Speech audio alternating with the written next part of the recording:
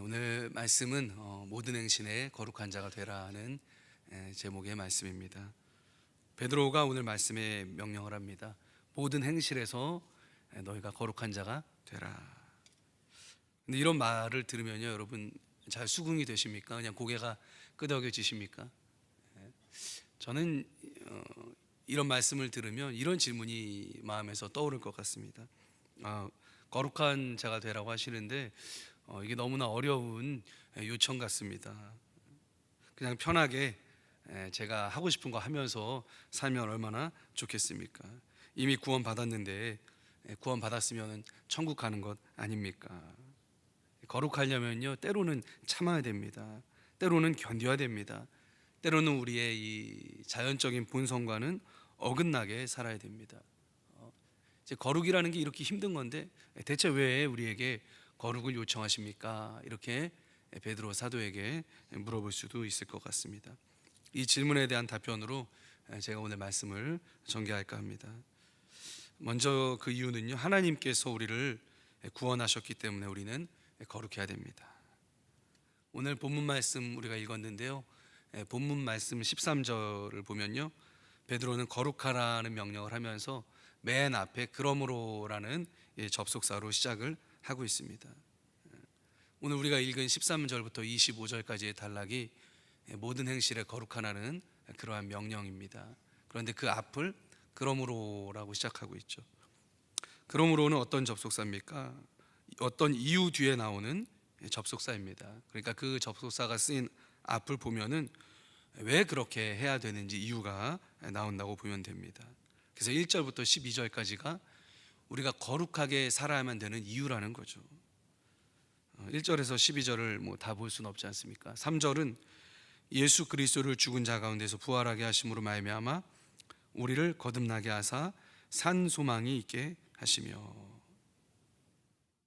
그래서 우리를 거듭나게 하셨고 우리에게 살아있는 소망을 하나님께서 주셨기 때문에 우리가 거룩하게 살아야 된다 얘기하고 있는 거죠. 계속해서 너무 좋은 보석과 같은 말씀이 나옵니다. 4절은요, 썩지 않고 더럽지도 않고 쇠하지도 않는 유업을 우리에게 있게 하셨다 말씀하고 계십니다.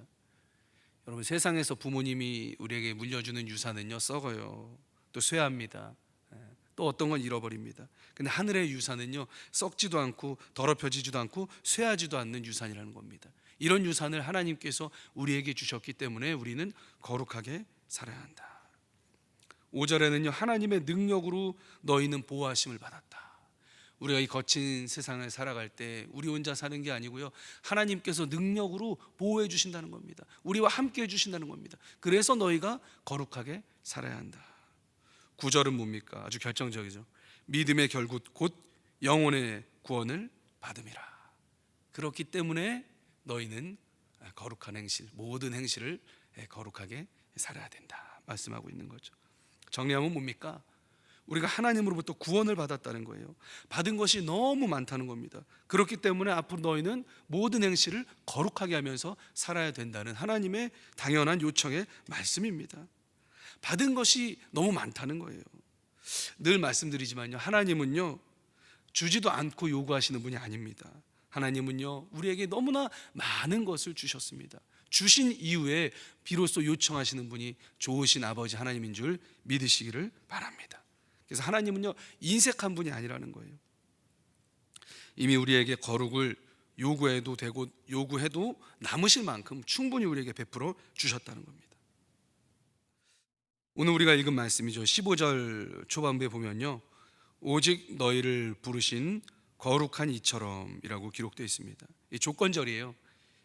오직 너희를 부르신 거룩한 이처럼, 이제 뒤에 이제 후반에 하나님께 순종해야 되는 관계가 성립된다, 이러한 이제 얘기, 종속절이 나오는 거죠.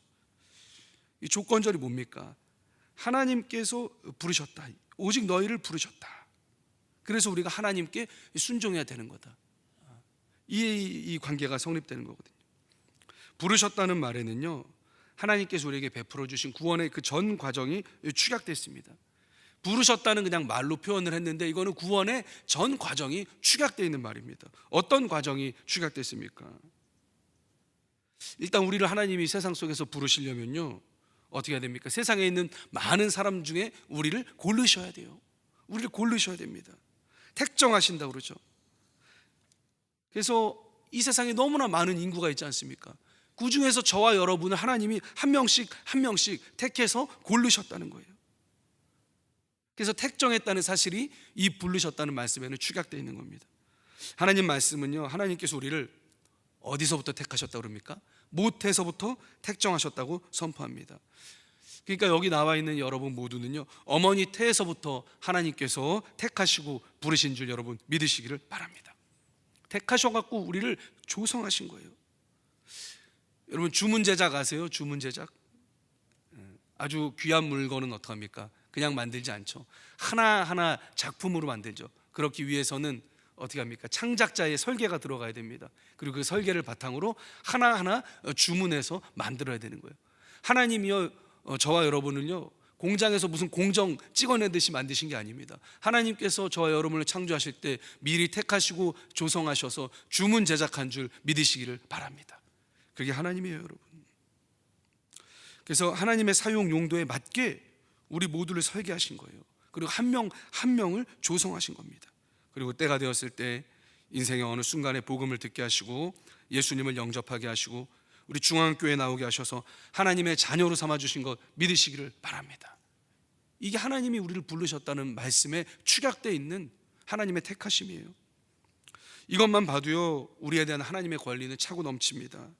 하지만 그것만 축약된 게 아닙니다. 또 한 과정이 이 부르셨다는 말씀에 축약되어 있습니다. 그게 뭐냐면요, 씻어주신 하나님의 은혜입니다. 속량이라고 그러죠. 하나님이 우리를 불러주셨다고 해서요, 우리가 곧바로 하나님 앞에 설 수 있는 게 아닙니다. 왜냐하면 하나님은 거룩하신데 우리 인간은 거룩하지 않기 때문입니다. 거룩하지 않은 인간은요, 감히 하나님 앞에 설 수가 없어요. 죄 많은 인간이 하나님 앞에 그냥 서면요, 그는 구약에 보면은 구약의 기준에 의하면 죽임을 당했습니다. 그래서 하나님께서는요, 우리를 선택하시고 불러주실 뿐이 아니고 우리를 씻어주셨습니다. 무엇으로 씻어주셨습니까? 피 흘림이 없이는 죄사함이 없느니라. 죄 없으신 하나님 아들을 보내셔서 그 아들의 피를 흘리게 하셔서 그 피를 통해서 죄의 값을 치르시고 우리의 부정함을 씻어주신 줄 믿으시기를 바랍니다. 이게 바로 복음이죠. 그래서 여러분, 속량이라는 건요, 값을 치렀다는 의미예요. 이 경제 용어입니다. 하나님이 그 아들 예수님의 피로 우리를 사셨다는 거예요. 우리를 사셨다는 거예요. 그래서 우리 누구 거예요? 하나님 거라는 거죠. 이 모든 과정을 거친 후에 비로소 하나님은 우리에게 거룩하라고 요청을 하셨다는 거죠. 제가 테스트 질문을 하나 하겠습니다. 여러분 한번 맞춰보세요. 자녀된 게 먼저입니까? 거룩하라고 요청하신 게 먼저입니까, 여러분? 네, 자녀됨이 먼저입니다, 여러분. 하나님이 우리를 택하시고 조성하셔서 부르시고 씻어주시고 자녀 삼아주신 거예요. 그게 먼저예요. 그 후에야 우리를 거룩하라고 요청을 하셨다는 겁니다. 그래서 이 거룩하라는 요청도 일종의 은혜입니다. 이게 바로 하나님께서 우리에게 거룩을 요청하실 수 있는 권리와 이유가 됩니다. 이미 거룩하게 인정해 주시고 그 후에 우리에게 실질적인 거룩을 요청하시는 거죠. 그러니까 이미 자녀를 삼아 주시고 그 후에 자녀답게 살아라, 이렇게 말씀을 하시는 겁니다. 이 하나님의 요청에 모두 순응하시기를 주의 이름으로 축원합니다. 두 번째, 우리는요, 하나님과 교제하기 위해서 거룩해야 돼요. 하나님은요, 거룩하십니다. 원래 거룩함은요, 인간의 속성이 아니에요. 이건 하나님의 속성입니다. 성경이 뭔가를 최상급으로 이제 표현을 하고자 할 때 3번 반복을 합니다. 2번 반복하는 것도 있어요. 물론 이제 중요한 거죠. 내가 진실로 진실로 너희에게 이르노니. 진실로를 2번 반복한 것도 중요하다는 말씀입니다. 그런데 계속해서 3번 연거푸 반복하는 거는요, 최상급이에요. 성경에서는 그걸로 우리가 중요한 건 밑줄을 그지 않습니까? 별표로 하지 않습니까? 마찬가지로 성경에서 3번 반복된 거는요, 최상급으로 중요한 겁니다. 어떤 예가 있을까? 요한계시록에서 하나님의 심판을 선포하는 공중에 날아가는 독수리가 큰 소리로 3번 반복합니다. 땅에 사는 자들에게 화가 있을 것이다. 이게 뭐예요? 그만큼 최상급의 심판인 거죠. 이제껏 경험하지 못한 무서운 심판이 종말의 때에 임한다, 이런 뜻입니다. 또 예레미야에서도요, 3번 반복됐던 구절이 있습니다. 위선적인 신앙을 가지고 있는 사람을 꾸짖을 때 이렇게 했어요. 너희는 이것이 여호와의 성전이라 여호와의 성전이라 여호와의 성전이라 하는 거짓말을 믿지 말라. 그러나 하나님이 위선적인 신앙생활하는 걸 너무 싫어하는 거예요. 위선적인 신앙생활 하는 사람들이 모여서 성전이라고 그런 걸 하나님이 너무나 싫어하신 겁니다. 아주 최상급으로 싫어하셔갖고 3번 반복을 한 겁니다. 그런데 이 특이한 건 뭐냐면요, 하나님의 성품을 말씀하실 때 3번 연거푸 반복한 용례는요, 이 거룩함밖에 없어요. 예를 들어보면요, 거룩하고 거룩하고 거룩하다 만군의 여호와여. 성경은 이렇게 하나님의 성품에 대해서 얘기합니다. 근데 사랑이고 사랑이고 사랑이다 이렇게 얘기하진 않아요. 자비롭고 자비롭고 자비롭다 이렇게 3번 연거푸 쓰진 않는다는 거예요. 그러니까 3번 연거푸 하나님의 성품을 쓰는 건 뭐예요? 하나님의 거룩하심을 나타낼 때만 이렇게 쓰고 있다는 겁니다. 그래서 이토록 하나님의 말씀이 하나님의 거룩하심을 강조한다는 겁니다. 그런데 이렇게 거룩하신 하나님과 거룩하지 못한 것이 접촉했을 때 어떤 일이 벌어지는지 아십니까? 어떤 일이 벌어집니까? 죽음이 벌어지죠. 죽음. 거룩하지 않은 건요, 감히 하나님 앞에 설 수가 없는 거예요. 죄 많은 인간이 하나님 앞에 그냥 서면요, 그는 곧바로 직사했습니다. 심지어 구약시대 때요, 대제사장이 하나님 계신 지성소에 1년에 한번 들어가려고 할 때에 옷에 주렁주렁 뭘 메고 들어갔어요? 방울을 메고 들어갔어요. 방울. 왜 그런지 아세요? 죽었는지 살았는지 확인하기 위해서 옷에 방울을 메고 들어간 겁니다. 딸랑딸랑 방울 소리가 나면은 아직 살아있는 겁니다. 그런데 아무 소리가 없이 이 방울 소리가 그쳐 있으면 어떻게 된 거예요? 거룩하신 면전에, 하나님 면전에 나갔다가 죄가 발견돼서 어떻게 된 거예요? 죽은 거죠. 그러니까 아무리 대제사장이라고 할지라도 혹시 죄가 있는 상태로 하나님 앞에 서면 어떻게 된 겁니까? 그 자리에서 즉사하게 됐다는 겁니다. 제가 그 구약에서 만약에 대제사장 직분을 수행했다면요, 정말 살떨렸을 것 같습니다. 얼마나 하나님 앞에 나가기가 두려웠을까, 얼마나 무섭고 떨렸을까. 또 다른 예가 성경에 기록되어 있습니다. 다윗이요, 하나님의 궤를 수도로 옮기려고 할 때 웃사라는 사람이 있었어요. 근데 하나님의 궤가 수레에서 떨어질 것을 염려해서 그만 그 하나님의 언약궤에 어떻게 합니까? 손을 대게 돼요. 손을. 왜 그랬을까요? 이 거룩하신 하나님의 궤가 혹시나 떨어져서 흙바닥에 나뒹굴게 되면 어떡합니까? 얼마나 그게 일어나면 안 되는 불상사입니까? 그래서 그가 이렇게 손을 댄 거예요. 하나님의 그 궤가, 거룩하신 궤가 흙바닥에 떨어지는 걸 막기 위해서 손을 댔다는 겁니다. 그런데 그 사람이 어떻게 됐을까요? 곧바로 그 자리에서 죽었어요. 그 웃사는요, 흙바닥이 더럽다고 생각했겠지만 하나님 보시기에는요, 하나님을 상징하는 언약궤를 만지는 인간의 손이 더 부정했다는 거예요. 인간의 손이 더 더러웠다는 거예요. 왜 그렇습니까? 흙바닥은요, 여러분, 하나님께 순종해요. 자연 만물은 하나님께 순종합니다. 씨를 뿌리고 싹이 나라 그러면 싹이 나고요, 열매를 맺으라 그러면 열매를 맺습니다. 그런데 인간은 어떻습니까? 순종하지 않죠. 인간은 순종하지 않죠. 그러므로 하나님 보실 때 인간의 손이라고 할지라도요, 흙바닥보다 나을 게 없었다는 거예요. 그래서 율법에 보면 뭐라고 그럽니까? 하나님께서 언약궤를 숨길 때 절대 손으로 만지라고 안 합니다. 장대 매갖고 가라고 그래요. 매갖고. 그런데 그만 그 사실을 망각하고 손을 댔다가 그 자리에서 직결처분을 당해서 죽게 된 거죠.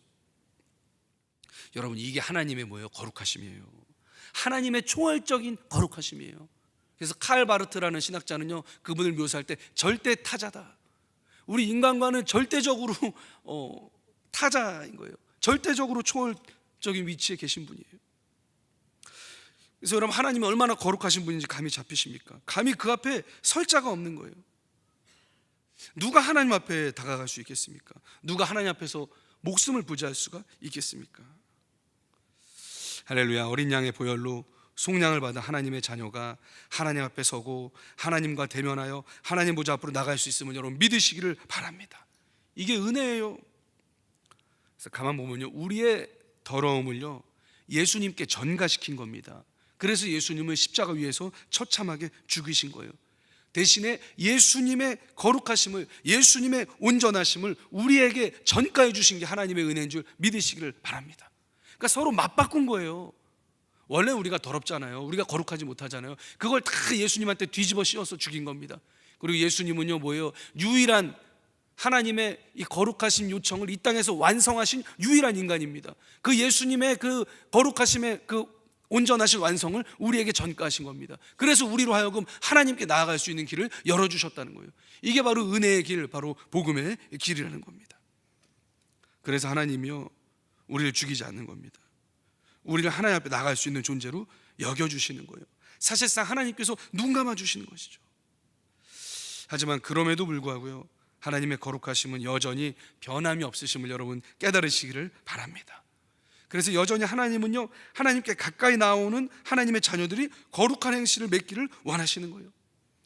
이미 거룩하다고 인정을 하셨지만 실제 거룩한 모습으로 하나님 앞에 나오기를 원하는 겁니다. 칭의라는 거는요, 법률적인 용어예요. 법적으로는 이미 우리가 하나님의 자녀가 됐다는 겁니다. 그런데 뭐예요? 실제 우리가 하나님 앞에서 거룩하게 살아야 된다는 거예요. 그래야 실질적인 하나님과의 교제를 할 수가 있다는 겁니다. 하나님은요, 우리를 사랑하십니다. 그래서 우리와 친밀하게 교제하기를 원하십니다. 우리 안에 거하고 우리와 함께 사시기를 원하시는 거예요. 그런데 우리가 실제 거룩한 행실을 하지 않으면 하나님이 우리와 함께 하고 싶으셔도 함께 할 수가 없다는 거예요. 왜 그렇습니까? 하나님은 본질상 더러운 것과 공존을 할 수가 없기 때문입니다. 그래서 우리가 법적으로는 하나님의 자녀가 되었을지 몰라도 우리의 행실이 만약에 거룩하지 못하다면 실제 하나님 자녀로서의 능력이 우리 삶에 나타나지를 못하는 겁니다. 거룩함이 하나님과 우리를요, 친밀한 관계로 이끕니다. 그리고 하나님과 친밀한 교제를 맺을 때 비로소 우리 삶에 성령의 능력이 나타납니다. 그래서 여러분, 모든 행실을 거룩하게 하셔서 하나님과 깊이 있는 교제를 이루는 삶을 사시기를 주의 이름으로 축원합니다. 셋째로, 여러분, 우리가 세상에 영향력을 발휘하기 위해서 거룩해야 됩니다. 점점 그리스도인들이 영향력을 잃어가고 있습니다. 왜 그럴까요? 교회가 돈이 없습니까? 건물이 없습니까? 배운 게 없습니까? 아니죠. 돈도 많습니다. 건물도 우리 좋은 건물이 있습니다. 배운 것도 많습니다. 그런데 영향력을 잃어가요. 왜 그럴까요? 거룩함을 잃어가기 때문에 그렇습니다. 거룩함이 곧 능력이기 때문에 그래요. 하나님이 우리를요, 왜 거룩함에 초대하셨을까요? 인간이 하나님의 거룩한 성품을 닮아서 세상 만물을 하나님의 성품으로 다스리기를 원하시는 겁니다. 또 인간이 하나님 모습을요, 세상에 드러내기를 원하신 겁니다. 그래서 천지 창조하실 때 하나님이 아담을 창조하셔서 하나님의 형상을 넣어주셨잖아요. 그래서 그 통치와 다스림을 명령하신 거죠. 하나님의 대리자로 이 땅에 하나님을 드러내기를 원하신 거죠. 컴퓨터 하시는 분은 아이콘이 뭔 줄 다 아실 겁니다. 아이콘이 뭡니까? 누르면 창이 열리는 거예요. 그리고 그 아이콘이 상징하고 있는 바가 실행되는 것이 바로 아이콘입니다. 하나님은요, 인간을 창조할 때 뭘로 창조했어요? 하나님의 아이콘으로 창조를 하신 거예요. 우리를 누르시면은 하나님의 거룩하심이 나와야 되는 겁니다. 그런 존재로 우리를 창조하신 거죠. 그런데 첫사람 아담은 실패했습니다. 죄를 지어서 인간 안에 담겨있던 하나님의 거룩하신 성품이 훼손된 거예요. 이제 하나님의 성품이 거룩이거든요. 근데 영원도 하나님의 성품입니다. 영원하심도. 그래서 영원하신 거룩하신 성품. 근데 인간도요, 이 영원이라는 성품을 담고 있었던 것 같아요. 그런데 죄와 함께 이 영원함이라는 거룩한 성품도 잃어버리게 된 거죠. 그러니까 하나님께서 우리에게 넣어주신 그 거룩함이 훼손되면서 이 영원성도 훼손되게 된 거예요. 그래서 죄로 인해 이 사망이 와서 우리 인간이 죽게 된 거죠. 근데 하나님은요, 포기를 하지 않으십니다. 하나님은 인간에게 계속해서 성경을 보면은 성경 역사가 얘기하는 게 뭡니까? 계속해서 하나님의 차원으로 오를 것을 초대하시는 거예요. 이게 뭡니까? 이스라엘 백성에게 했던 요청이죠. 내가 거룩하니 너희도 거룩할지어다. 아브라함을 선택하시는 거예요. 이삭을 선택하시고 야곱을 부르신 거예요. 그리고 모세를 통해서 선민 이스라엘을 만드시고 이 소명을 율법을 통해서 다시 주시는 겁니다. 그런데 이스라엘이 성공합니까? 실패합니까? 역사 안에서 또 실패합니다. 아무리 노력해도요, 하나님의 거룩하신 근처에도 갈 수가 없었어요. 그래서 바울이 이 절망감을 어떻게 표현합니까? 율법을 통해서 의롭다함을 얻으려고 했던 자신의 비참함을 오라 나는 공고한 사람이로다, 이렇게 탄식하고 있는 것을 성경에 볼 수가 있죠. 그런데 은혜는 뭡니까? 하나님이 여기서 포기하지를 않으셨다는 겁니다. 하나님 이러신 것 같아요. 야, 너희가 못하면 내가 직접 하마. 내가 직접 하마. 하나님이요, 우리를 위해서요, 직접 이 일을 뛰어드신 거예요. 그래서 친아들 예수님을 세상에 보내시고 예수님을 통해서 인간을 의롭다고 칭해 주신 후에 다시 동일한 소명을 주신 거예요. 저와 여러분에게 주신 겁니다. 그전에는 율법을 통해서 거룩함을 요청하셨다면 이제는 우리를 이미 거룩하다고 칭해 주시고 우리에게 그 거룩하심을 요청하신 겁니다. 이게 뭐예요? 인간을 향한 하나님의 고집스러운 사랑입니다. 고집스러운 기대예요. 그러니까 마치 아버지처럼 하나님은요 우리를 포기하지를 않으시는 겁니다. 예를 들면요, 실력이 형편없어서 아무 프로팀에도 들어갈 수 없는 선수를 이미 100억을 지불하고 영입한 것과 똑같습니다. 그리고 그 선수에게 훈련 코치를 붙여주는 거예요. 그 선수를 만들어 가는 거예요. 그러면서 그가 실제 경기를 뛰면서 이제는 제대로 된 역량을 발휘하기를 원하는 것과 똑같다는 겁니다. 우리를 이미 거룩하다고 칭해 주신 거예요. 그 후에 우리에게 거룩하게 살 것을 하나님께서 요청하시는 겁니다. 그래서 이제 우리가 하나님께 우리 거룩을 보여드릴 차례라는 겁니다. 이미 거룩하다고 인정받은 새로운 피조물로서 그에 합당한 거룩한 모습을 보이면서 살아야 될 차례라는 겁니다. 거룩하라고 인정받으려는 것이 아니고요, 이미 우리를 거룩하다고 인정하신 하나님의 은혜에 합당하게 사는 거예요. 그게 복음에 합당하게 사는 삶입니다. 여러분, 거룩한 행실로 이 세상에서 영향력을 행사하시는 저와 여러분 되기를 주님의 이름으로 축원합니다. 그래서 첫 번째 사람이 못한 것을요, 이스라엘 백성이 못한 것을요, 새로운 피조물인 우리들에게 해내기를 하나님이 기대하고 원하시는 겁니다. 그래서 이렇게 말씀하시는 것 같아요. 사랑하는 아들아, 사랑하는 딸아, 너는 나의 형상이다. 내가 너를 이미 거룩하게 하였다. 그러니까 세상에 나의 거룩함을 드러내려무나. 제가 큰아들이 있는데요, 이 말씀 보면서 이런 생각이 들더라고요. 하나님께서 마치 6살짜리의 그 축구 경기를 보시면서 그 아이를 응원하시는 아버지의 심정과 같다, 이런 생각이 들었어요. 넘어져도요 응원합니다. 골을 못 넣어도요 응원합니다. 조금만 잘해도요 아버지는 기뻐하는 거예요. 계속해서 기대를 거는 거예요. 자녀가 용감하게 이 경기를 치르는 것을 바라는 거예요. 하나님 마음이 이와 같다는 거죠. 우리가 거룩한 행실로 살아가길 바라시는 하나님의 기대에 부응하시는 저와 여러분 되기를 주님의 이름으로 축원합니다. 그럼 어떻게 하면 거룩하게 지낼 수 있을까요? 실질적인 조언을 조금만 하고 말씀을 마칠까 합니다. 오늘 말씀 보니까요, 13절에는요 마음의 허리를 동이고 근신해라. 또 17절에는 너희가 나그네로 있을 때 두려움으로 지내라. 이 두 절이 공통적으로 얘기하는 게 뭐예요? 긴장하라는 거예요. 긴장. 우리는 마음 푹 놓고 살고 싶죠. 예수님 믿으면 구원받았어, 그러니까 이제 내 마음대로 살면 되는 거야, 이렇게 생각하고 싶죠. 근데 그거는 아니라는 거예요. 허리를 동이고 근신하고 지내라. 사도 바울은요 이렇게 표현합니다. 너희 대적 마귀가 우는 사자와 같이 삼킬차를 두루 찾는다. 그래서 근신하고 끼어 있어라. 전투를 묘사하는 거죠. 사실 싸움을 묘사하는 겁니다. 여러분, 거룩은 전투입니다. 방심하지 마시기를 바라겠습니다. 또 21절에 보면요 우리 정체성을 이렇게 쓰고 있습니다. 너희의 믿음과 소망이 하나님께 있게 하셨느니라. 이런 믿음과 소망이 하나님께 있게 되기를 바랍니다. 눈을 들어서 하늘을 보고 살 때 우리가 거룩하게 살 수 있게 된다는 거예요. 먼저는 우리의 믿음이 하나님께 있어야 됩니다. 세상을 믿으면 우리가 거룩할 수가 없어요. 하나님을 믿을 때 우리가 거룩하게 살 수 있습니다. 또 우리의 소망을 하나님께 둘 때 우리가 거룩할 수 있습니다. 셋째로 하나님 말씀을 가까이 할 때 우리가 거룩할 수 있습니다. 23절 보니까요, 너희가 거듭난 것은 썩어질 씨로 된 것이 아니요 썩지 아니할 씨로 된 것이니 살아있고 항상 있는 하나님의 말씀으로 되었느니라. 여러분, 하나님 말씀이 우리를 거룩하게 하는 줄 믿으시기를 바랍니다. 그래서 늘 말씀을 읽고 묵상하고 암송하고 적용할 때 우리가 거룩한 행실로 살아갈 수가 있다는 겁니다. 22절을 보니까요, 마음으로 뜨겁게 서로 사랑하라. 사랑은 허다한 허물을 덮는다 말씀하셨죠. 요한 웨슬레도요 의도의 순수성을 강조하면서 사랑을 강조했습니다. 그래서 윤리적인 성결이요 죄를 멀리하는 정결함이라고 한다면, 관계적인 성결은 뭡니까? 이 사랑이에요.